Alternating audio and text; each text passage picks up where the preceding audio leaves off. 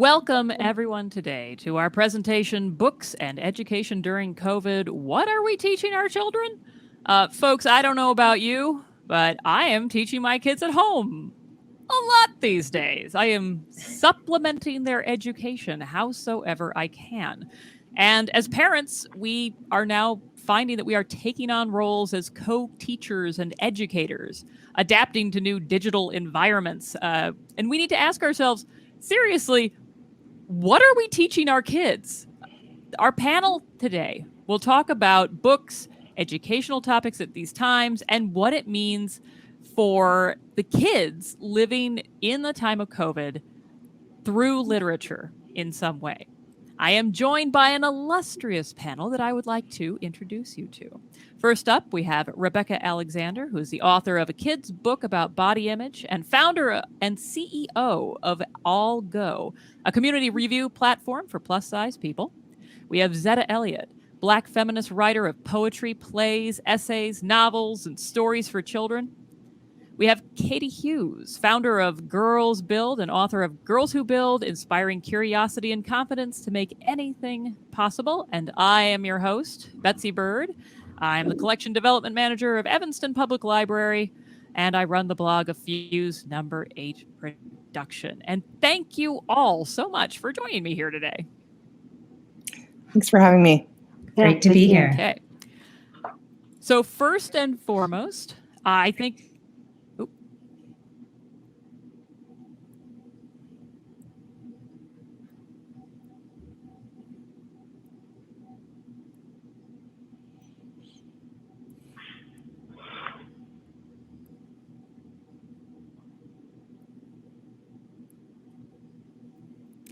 all right.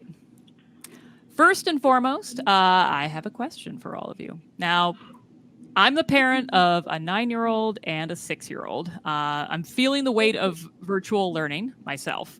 And so many parents in this country right now feel like their kids' education has sort of drifted out of their control. They try to correct for this, becoming sort of homeschoolers by supplementing the school's efforts, but often they don't even know where to start. Each of you offers something to the parents of these kids. Katie, your books actually produce concrete activities that kids can complete firsthand. Zetta and Rebecca, your books speak to something sort of internal and personal and, just emotional inside of the kids and important and societal. These are books that inform themselves and their minds rather than their grades. So if possible, I'd like each of you to sort of speak to your own personal experiences with at-home learning. If you have it, if you don't, that is perfectly fine. And then how your books are important to the current cultural moment. Anyone may begin. I can start. Okay. So I have a 3-year-old and a 6-year-old at home. And what I noticed immediately when we started at-home learning was the amount of time that my kids' school wanted them to be online. And as a family, we had really limited screen time already. And suddenly we were forcing our kids to be on the computer all day long. And it just felt like there had to be something different. And the great thing about the book, Girls Who Build, and about the kind of the opportunity that we have right now is that parents can actually really explore the outside world safely and kind of see how their kids want to navigate learning in a way that's different and maybe better for them. So like my 6-year-old is developmentally delayed. And what I found was like when I went outside with him and we actually built a soccer goal, we soldered a soccer goal out of copper pipes. And he was having to measure and he was having to like think through like the different pieces that we needed and things like that. And then he had a product at the end. He was just so focused for so much longer than he was in a classroom. And I realized it was an opportunity, even though it's been very difficult, there is an opportunity for parents right now having their kids at home and having an option to learn and teach in a way that is best for their kids. And so that's why I think that building is a really great opportunity for parents. You can teach math, you can teach science, you can teach even, you're doing reading and writing and following skills. And I really love that part of this opportunity during COVID right now. That in my book, there are 13 projects, and you can start with the easiest one and work your way through the book to the hardest one.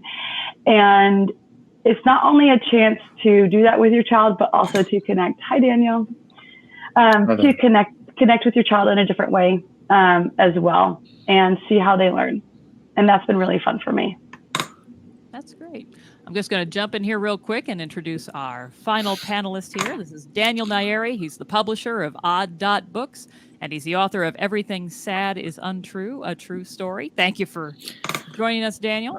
Thank you for having me. I'm so sorry. I've been having technical difficulties and trying to figure it out. I'm on my old headphones now, and hopefully it'll work. I think none of us have ever had any technical difficulties. We don't understand anything about what you're talking about. That's a new... Who has problems with computers? Whatever.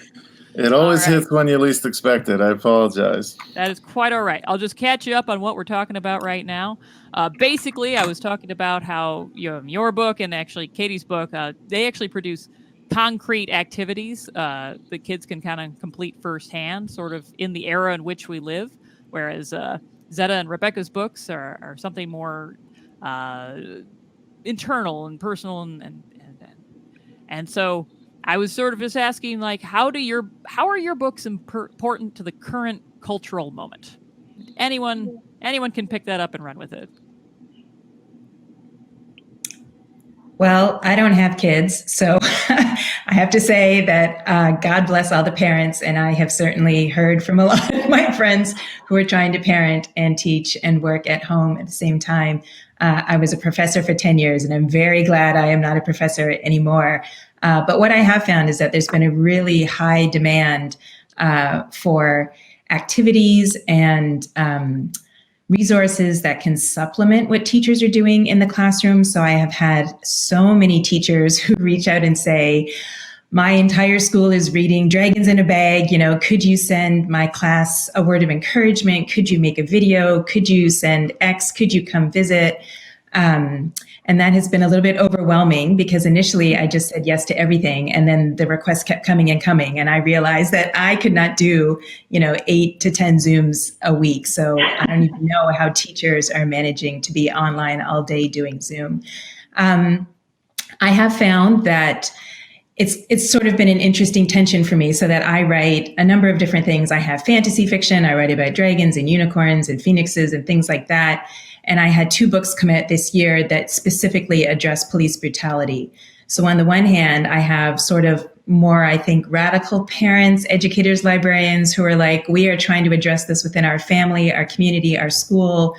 Could you come and talk to us about Say Her Name, your collection of poetry? Could you come talk to us about A Place Inside of Me, because that focuses on social emotional learning, and we really want our kids to talk about what it means to them emotionally to be watching the protests, to be hearing everything that's in the news. And then you have sort of the parents and educators and librarians who are like, our kids have had enough of the news and we really want an escape. And so I feel like that's kind of an arbitrary and a false split that says, fantasy is escapism, and that's something that doesn't deal with race. And then we have your books that deal with police brutality, which is obviously about race. And what I really try to do with my fantasy fiction is to use fantasy and magic, which is ultimately about power, to have a more engaged conversation about social justice in our communities. The Dragons in a Bag is about gentrification. It's about belonging. It's about birthright citizenship. It's about so many different things. And just because it doesn't feel like it's explicitly about race doesn't mean we aren't already talking about race. And white authors who are writing, Harry Potter, that book is about race too. So I feel as though I think parents are trying to use books in different ways. And I think I get a lot of requests for doing read alouds. And then could you do a writing activity? And that for me has been the most empowering and I think the most useful, so that I can say to any educator who's watching, if you would like a copy of my writing workbook for young writers, Find Your Voice, just email me and I'll send you the PDF. If you need lesson plans on how to teach fantasy fiction, I'll send you my book, Everyone Has a Story to Tell, which is teaching resources, lesson plans, and activities. A lot of people when the protests around police brutality, especially after the murder of George Floyd, came up, people were putting together anti-racist reading lists. And one of my books, Milo's Museum, was recommended again and again and again. That has an activity guide at the back on how to make your own museum. It's been awesome to have schools and parents send me photos of their kids, the museum their kid made at home, using things that they have around their home. That's also really important to me. And I've been teaching online poetry writing workshops. Writing poetry has gotten me through the past 6 months. I just published my second collection of poetry, and it was really helpful for me, and I think for others, to have an opportunity to respond to prompts. I could use photography, I could use music, we could do movement, so many different ways to give people, if they want to focus on what's happening in the news and current issues, that's fine. And if they don't, that's fine too. But we really need a way to make sure we're processing our emotions. And I think social media and certainly platforms like this have made it possible for us to stay connected. I used to travel a lot. I do not miss the travel that I used to do, but it's been really helpful for me emotionally, I think, to be able to connect with teachers and parents and librarians and so many young people who are just trying to make sense of this moment. Mm-hmm. On that note, Zetta, I think talking about the emotional health of people during this time is really important. Like you, I am not a parent, and I just have so much empathy for people who are parenting right now, in addition to all of their other responsibilities. My entire extended family, I just have been watching them over the last few months really just become incredibly overwhelmed. I mean, it's just an overwhelming thing. And to teach, in addition to the responsibilities that they have, with work and, domesticity generally. And I've seen, there are a couple of women who are grandmothers who have been called to arms, so to speak, who are, coming in and providing these educational roles just to help kids experience some normalcy during this, really challenging and absolutely not normal time. But I think the thing that, I from a distance would like to say, and just as much as this is possible for any people who are parenting right now, just that, the biggest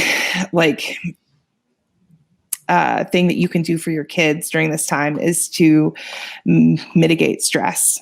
If there, are lessons missed, if there are, afternoons in front of televisions, if there are, missed opportunities for outdoor activities, all of that will be okay. It will not be the end of the world. And we need to, I think, just acknowledge that there is pressure here that we're putting on ourselves that, might be more detrimental in the long term than just accepting that this is not going to be a normal year. And that, I don't want to, say or dismiss any kind of gaps or stagnation in terms of learning and education that might occur during this year. But I do think that if we can keep our mental and emotional health, prioritized as well, and just give ourselves a little permission to know that things might be a little slower this year in terms of education, that'll do wonders for us as adults who are trying to, help the next generation, as well as kids themselves who are certainly feeling that pressure. So if we can just, give ourselves all a little permission to do things differently this year, I think that would be very beneficial in the long run.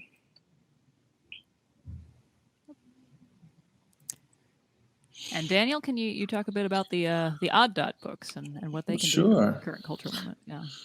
Well, yeah. So I was thinking about it. At Odd Dot, we make books that we they're all over the place in terms of category and age range, and the one unifying word we actually use is skill building. We think about that a lot in terms of, we have books that are by grade, like curriculum-based workbooks. So like, in the Tinkeractive workbooks. And then we also have books like teach you how to code, or teach you how to remember everything, right? Using sort of the tricks of the memory masters.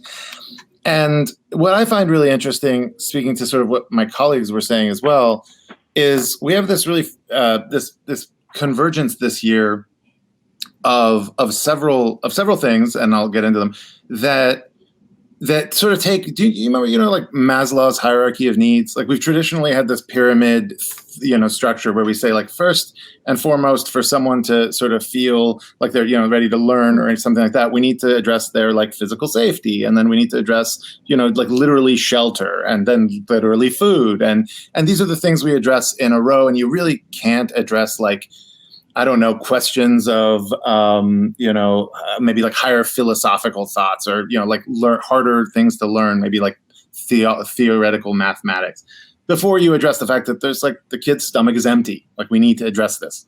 And we sort of have this pyramid, and this year it feels like with COVID, and, certainly we're seeing this as publishers with COVID, and also though with wider cultural topics, right? Like, if COVID hadn't happened, George Floyd would have still happened, right? And if COVID hadn't happened, we'd still have the election that we have going on. And so for this variety of things, you're seeing that pyramid just completely flatten. Like, all the needs are all equally urgent, and we're all being addressed, or, I guess, we're all being conscripted to address them for the young readers in our lives all at once. Do you know what I'm saying? So it's not enough to simply say, okay, we've addressed the fact that this kid can now be, instructed in multiplication, because there's all these other urgent cultural topics that we also want to talk to them about. But then also we need to address the fact that they're not going to sit down and pay attention until they get their wiggles out. And so they just got to find some exterior space to, like, literally run off a ton of energy. So in some ways, I feel like what we've, at AllGo, a lot of what we think about and what we talk about is sort of tackling each of those needs in a different way at different times and different. So a lot of our books often, are activity based. They're sort of interactive based. They're very much built on being a book where someone specifically can give it to a kid, and we can't address some of these, wider, specifically, physical needs. But we can sort of have an opportunity where the kid can sit and say, and sort of get lost in a really visual, instructional space, and kind of hopefully give time for those around them to kind of prep and do other things. So a lot of times, and this time we found that our books have been getting discovered really nicely because of that, because they're sort of, in each of them is necessary in some way. And we tend to use that word a lot as well, as should we publish this book? Is this book necessary? So we often think of it from that perspective, as like, what, which parts of these sort of like category of needs is the book hitting? That's great. And then that sort of makes me think about, so we're talking about these books in the sort of the context of the way that we're living right now. But I mean, let's say that a vaccine appears tomorrow, or let's even get even more extreme. Let's say that in a month, the vaccine has completely wiped out the threat of COVID-19 entirely, and people are immediately able to get back to their lives. Ha ha ha ha ha.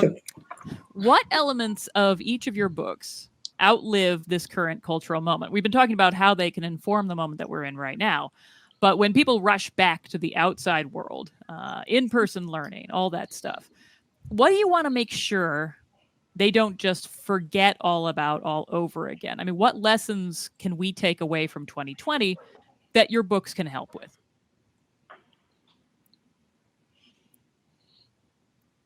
Katie, I'm going to just say you begin because you started last time. So okay. No, that's fine. I think there's a lot that's making us pause right now. I mean, my book addresses it. My book doesn't address it. I think one of the things that we're recognizing right now is that parents need a lot of support. And that even our current, the fact that when schools stopped, that we didn't know if kids were going to be safe at home. We didn't know if kids were going to be eating, at least 2 meals per day, those things. That's a really important thing that we need to stop and consider when we're talking about our education system. And then the other part that does pertain to my book is kind of what I was saying before about like, what opportunities do we have right now to change the way that we're educating our students, to making them connect with each other. I think that right now we're finding a lot of humanity within each other, in our neighborhoods even. I don't know about you all, but my neighbors who I didn't necessarily know before, I'm now very close with all of them, and they know my kids and they welcome their kids and they recognize when we need a break. And that's been really wonderful. And I think that it's important to see that, number one, in my book, I talk about failure a lot. So right now, I think that a lot of parents are doing what they would consider failing, right? But it's not failing. It's trying their best. It's trying new things. It's trying over and over and over again until they get it right, and adjusting as the outside world changes, right? And we've had the protests. We've had the COVID. We've also had wildfires here. So kids are facing evacuation. And so just seeing that, that it's important to be flexible, and that the time we're spending with each other is really important. And so maybe if you have an hour after school, it actually is really fun to go outside and build something with sticks you find, or to go work on a tree house or a fort or whatever it might be. And those are the things that I'm seeing in my neighborhood that is really fun, is the kids are connecting with the real world again. And my kids find it. I gave them a chair recently and was like a patio chair. I was like, take this apart. It's broken. And they spent like 30 minutes taking it apart. And that's a great way to spend, in my opinion, an afternoon, connecting with your sibling and just trying things and failing. And I really love that part of it. So I think that that is something that I don't want people to forget, is what we have right now, despite how hard it is. And it's going to get easier, but let's not forget the little gems that we are finding. Well, I guess, as Daniel pointed out, even if COVID disappears entirely, the trauma that it has caused on communities, specifically on Black and Brown communities, is just, it's almost hard to measure. So before we had the protests, before we had the pandemic, I was trying to center kids of color, marginalized kids in my stories, focusing on teaching them self-love and pride in their history and their culture. And so that's going to continue. That certainly wouldn't change. I think, one thing that I feel like we're going to have to do a lot of is healing. And, as Rebecca was saying, the mental health crisis that we need to be addressing right now. We needed to be addressing before the pandemic. So all of these things are going to take on increased urgency. We don't know what the outcome of the election is going to be. That could also be another trauma to deal with. I think it's really important that books, foster that sense of community.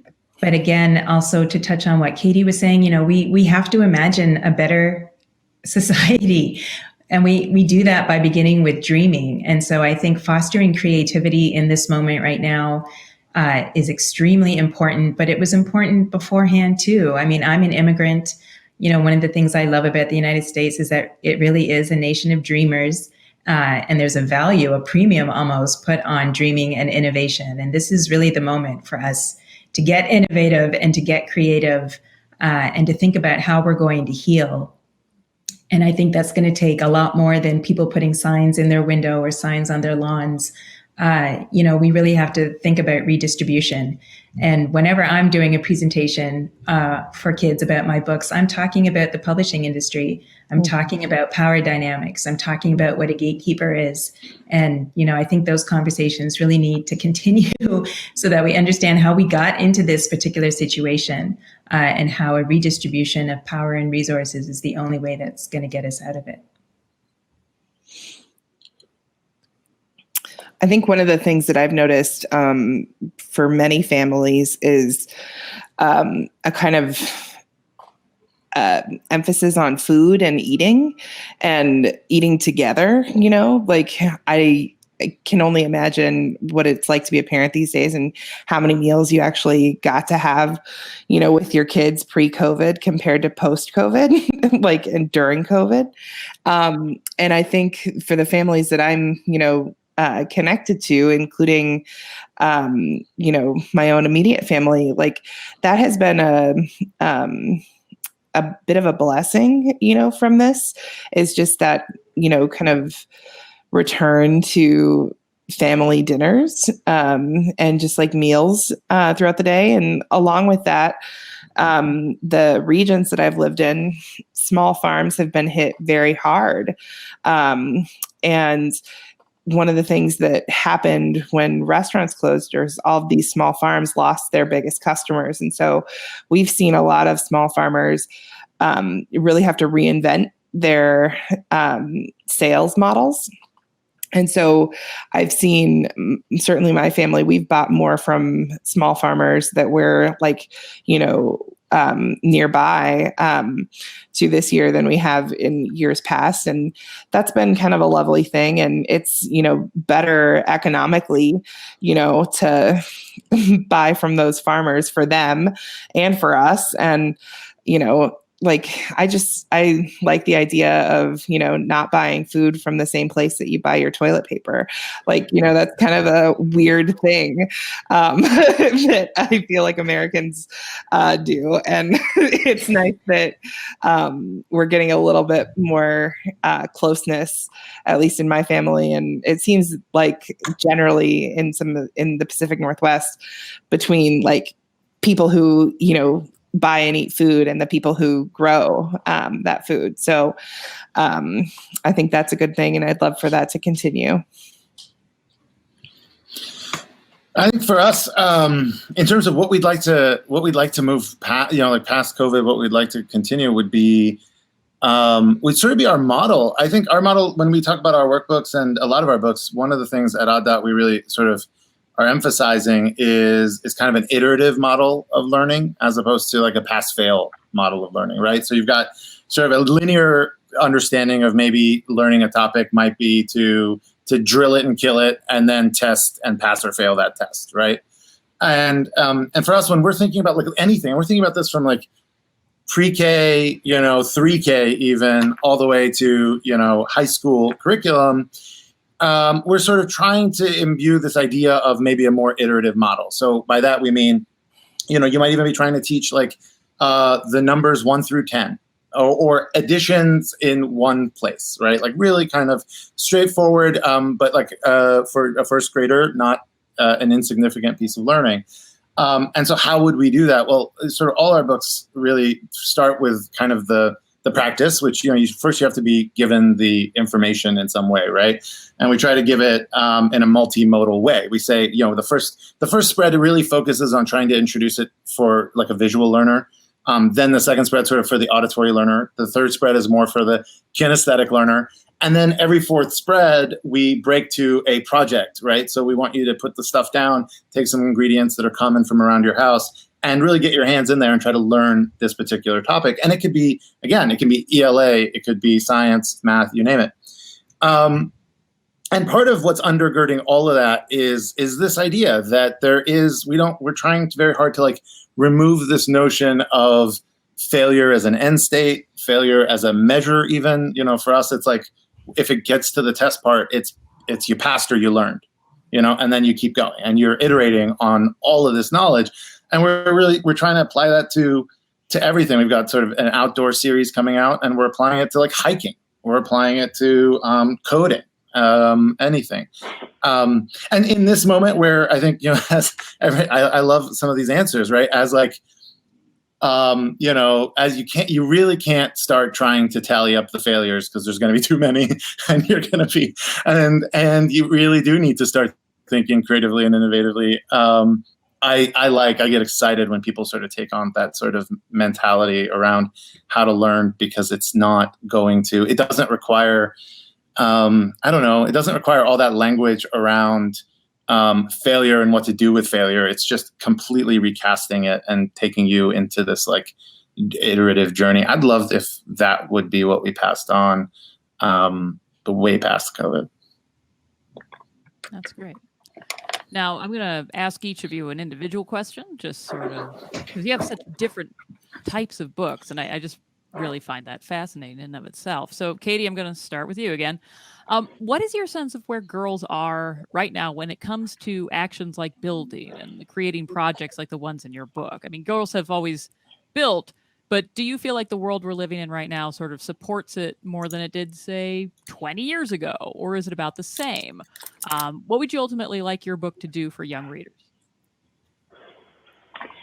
I think that it's interesting because I think, 20 years ago or even 50 years ago, that girls actually did do a lot of building because it was the nature of the work. If you're living on a farm, then everyone needs to, help with that. But the transition from that being from working with your hands and building to being a career that you choose, that was not okay, even 20 years ago, say.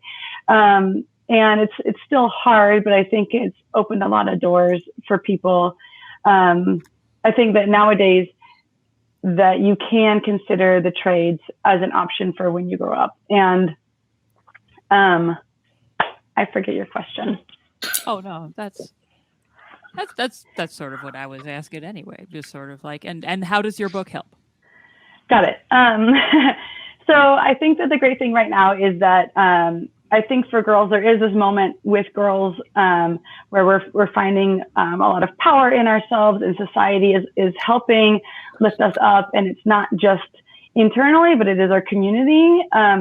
And I think that that's different than it has been in the past. We're all encouraging girls to be strong and to feel whatever they're feeling. And I think that's really wonderful. And I think the wonderful thing that I love about my book is the variety of girls. So the book is projects, but it's also 45 interviews with girls and photos of them. And what I really love is when you go through the book, you see a lot of different girls and a lot of different experiences.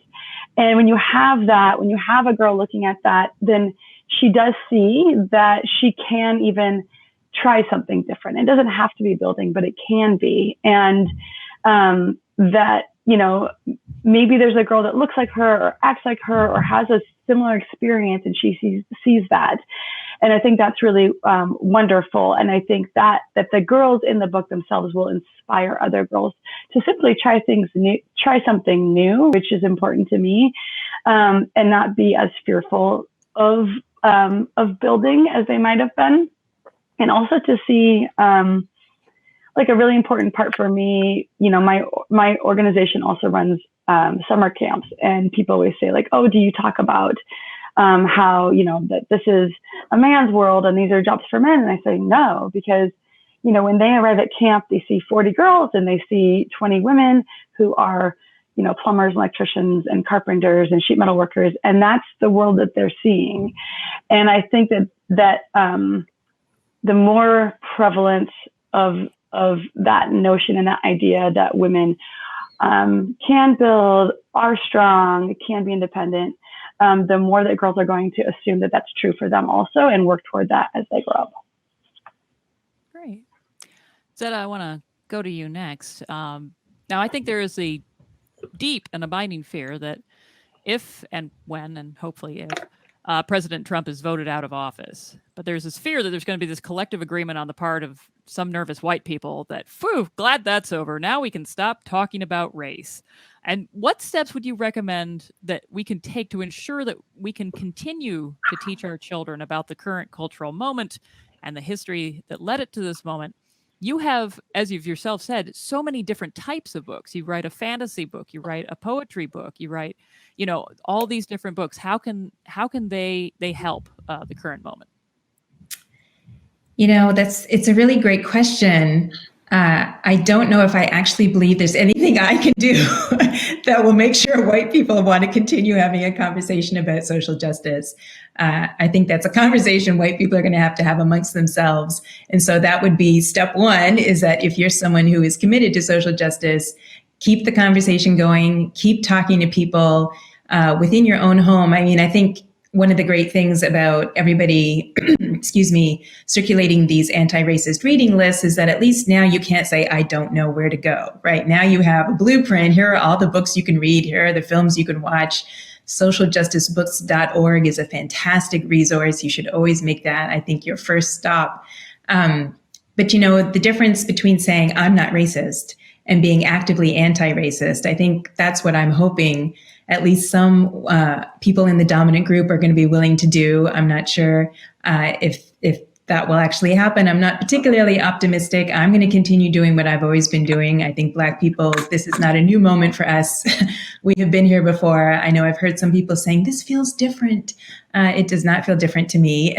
And so I do know things are going to essentially fall back into place after a while, because our institutions are part of the problem, right? And you can't change an institution in 3 weeks or 3 months or 3 years. That takes a lifelong commitment. And I don't know that we're at that point. But if you are interested and invested in having an anti-racist approach to how you raise your children, how you educate children, how you curate the collection at your library, then you have to start talking about power. You have to have that uncomfortable conversation, not just, oh, I bought a book by Jason Reynolds, or, oh, I bought a book by, you know, a Latinx author, or, oh, you know, I'm supporting an Indigenous author. Those are wonderful things to do, and that's great. But you have to talk about how books come into being in the first place. And that means talking about what gatekeepers are. And I think that's a really productive place to start, because gatekeeping happens across our society, right? It isn't just about publishing, but you can use publishing as a great example. So one thing would be to say, you know, well, let's talk about a gatekeeper. Imagine all the most wonderful things in our society are here. There's a big pile of them right here. And then somebody built a fence all around them. And there's only one gate to let you in to get all those wonderful things. And someone stands at the gate, that's the gatekeeper, and they say, you can come in, but not you. You can come in, but not you. Let's talk about how that works. And kids have such a keen sense of what isn't fair that they're immediately going to say, well, how come there's a fence around all the wonderful things? And why would one person get to decide who gets, you know, it's going to immediately spark a conversation. The next thing you could do is do an audit of your home library. If you're fortunate enough to have books in the home, we already know that having kids that grow up in a home that has books, you know, they stay in school longer, they do better in school. If you're lucky enough to have books in your home, make that an activity for a day. We're going to pull all the books off the shelf, we're going to put them on the floor, and we're going to start separating them. How many of our books are about boys? How many of our books are about girls? Do we have books about transgender kids? Do we have books about non-binary kids? Now let's take a look at who's writing the books. How many of the books were written by men? How many of the books were written by women? You can go through this again and again and again. How many of the books, if you have books about people of color and Indigenous people, how many of those books were written by Indigenous folks and people of color? Because the Own Voices movement is very important. How many times do people get to tell stories from their own perspective, and how often are stories being told about them instead? So I guess what I'm really hoping is that beyond people, you know, buying books, which is a great step, beyond, you know, just buying the books and reading and talking about the content, they'll also talk about how books are produced. And then that can lead to a much larger, broader conversation, more comprehensive conversation about social justice. I love that. I have honestly never heard anyone suggest a home library audit before. And that's such a great they can idea. find a guide at the Lee and Low Open Book blog. There's actually a free downloadable guide to show classroom teachers, and I think it's also useful for parents, how to do an audit. That is great to know. Thank you. Wonderful. Rebecca, I want to talk to you a little bit about body image. And in the current moment, here you have kids meeting their classmates behind screens all day. How do you feel this has affected their sense of self-worth? And what, to your mind, is the best case scenario to come out of this? And maybe there's a worst case scenario as well. And how can your book talk to kids that are living through this precise moment in time? Well, this is a great question. And I would love to say that, because kids aren't spending as much time together, that some kids who might be insecure about their bodies are getting a reprieve, a year off. I would love to say that that's true, but it's just probably not the case. So much of what we feel, about our bodies comes from external sources, and specifically sources, and I talk about this in my book, that are trying to exploit our insecurities to make money.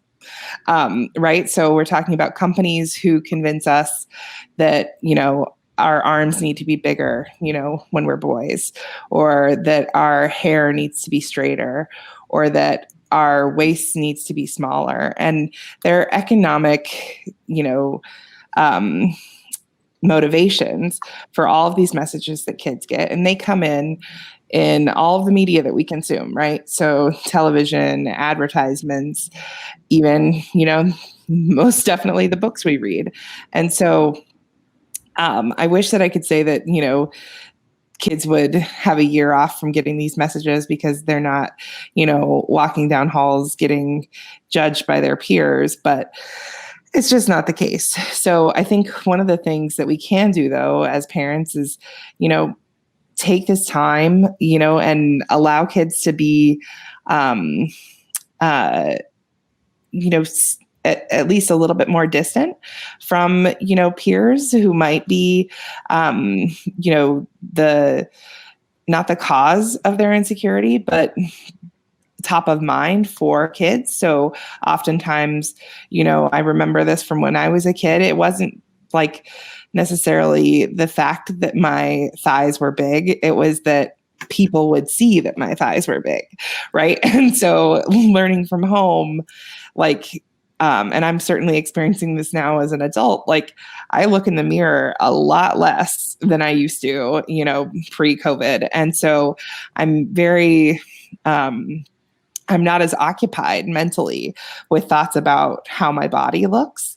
And it's freed me up to actually I'm doing a lot more thinking these days about how my body feels, which is really wonderful. And so if that's something that, kids are experiencing as well now, it's maybe there are concerns about how they look on a Zoom screen. I think that would probably be the case, but probably less concerned than, how they feel walking around. So if parents can just start these conversations and, remind kids. And I think my book does a really good job of this. And it's one of the, reasons that I decided to write a children's book about this, because I hadn't, really seen this conversation take place among kids. But, as Katie and Zetta were both saying, kids are smart and they understand, fairness and equality. And when, you kind of point things out to them, they're like, oh, that makes total sense. So my book specifically names, companies that are trying to make money from, us feeling bad about ourselves. So if you can start to have those conversations with kids, maybe we can build up a little, muscle and appreciation for the things our body do instead of the way our bodies look.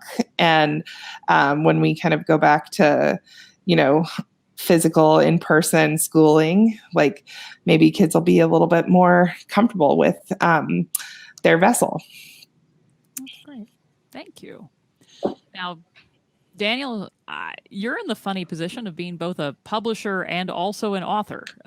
Your company's books help kids with skills like math. Your own book speaks to your own immigrant experience as a kid. So taking both of your books into account, what do you want kids to take away from finding them? as a broad takeaway, yeah. Well, so yeah, they are about as different as you can get in terms of what I do during my days, and the book I wrote, which, as you said, it's an autobiographical novel, and is a lot about my mom, who, you know, sort of took us as refugees sort of across the planet. And so, I don't know, as a broad takeaway, I would say the skill that is, in my opinion, the sort of skill, the skill that first begets all other skills, is that the unstoppable understanding of actually, Zetta talks about a lot of power of specifically saying to yourself that if you don't stop, you're unstoppable, right? Like, this is a line that goes over and over again throughout the middle grade novel I wrote, Everything Sad Is Untrue, because my character, the narrator, is watching his mother just barrel through problem after problem and challenge after challenge, and she is not a formidable person if you were to look at her from the outside, but she is an unstoppable force, right? And started in about as I don't know, sort of downtrodden a scenario as you can get, and so she sort of imbued that ethos into me. This sort of notion of, again, the sentence just sort of comes back a lot when we talk, even in my day to day, that if you don't stop, you're unstoppable. And we say, the way it comes out in Odd Dot Books is a phrase we use all the time, which is we're not trying to empower kids in the sense that a lot of people say that, and what they mean is we're trying to encourage kids. I'm like, no. We're trying to empower kids. Like, we're trying to give them something that after they finish reading our book, they didn't have before. That is the agency in this world, actual skill sets, actual power. If we can deliver that in our books, then our books have been extremely generous. Our books have been worth their cost. They have not been an exercise in displaying the cleverness of the author, but rather in delivering some new tool to the child. And so, to me, that's the critical question at the heart of every one of our books: is did it somehow empower, rather give agency, give a skill set to the sort of the reader in question, right? That's great. Well, I could talk to you guys all freaking day. You guys are so smart. You're so much fun to talk with. I'm just going to have to wrap it up right about here, though, and thank every last one of you for joining us for this talk, and encourage everyone who is watching to please check out their books, read their books, and give their books to kids, because this is a great crew. Thank you so much, guys. Thank you. Thank you for having us. Thanks.